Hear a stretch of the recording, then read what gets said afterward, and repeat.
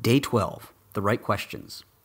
The silent journey we've been entrusted with, the voyage through the sea of human time, is the mystery of an inner voyage experienced through the camouflage matrix of an outer journey. The inner sojourn that you are silently moving through with each sentence you process and each challenge you master can easily become a distant refrain in a trade for neurotic, self-controlled living. The man who feels himself as separate from the air that sustains him, separate from the unseeable and unfathomable quarks which flow through him by the millions each moment, and separate from the mother whose genes live on through him, finds his attention fused to his self. Living in a state of mind that is removed from the truth of mystery in life is usually a consequence of living primarily based on what you imagine others see when they look at you, rather than living based on what you discover when you look inward.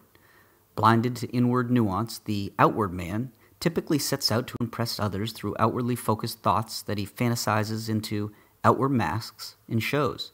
Like a pheasant, he flouts his colorful feathers in misguided efforts to earn the love of others, and even more misguidedly, the love of his self. The cost of the outward man is a numbing of his internal world. His inner senses become dulled and eventually atrophied to the point of primarily providing the feeling of blunt hungers, the primary needs required for his base survival. He feeds them and so perpetuates his outwardly focused condition, perhaps with occasional flashes of insight into the depth of the life that he is missing. The consequence of the unending external show is that through a projection-induced ritual, the outward man actually molds himself into living the partial life of the man he fantasizes.